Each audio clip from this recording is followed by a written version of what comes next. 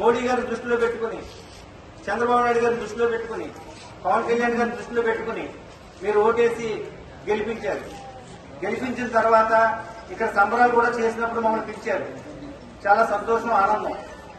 కానీ ఎవరైతే గెలుపులు పొందారో ఈరోజు కూటమి ప్రభుత్వం దాన్ని ఆనందంగా తీసుకోవటం లేదు, బాధ్యతగా తీసుకుంటుంది.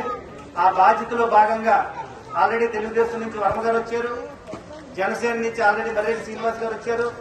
ఈరోజు బీజేపీ నుంచి నేను, మా మండల అధ్యక్షులు, ఇతర నాయకులందరూ కూడా మీ ముందుకి రావడం జరిగింది. అయితే మన దగ్గర నిధులు లేవు అనే పరిస్థితి ఏదైతే ఉందో అది వాస్తవం.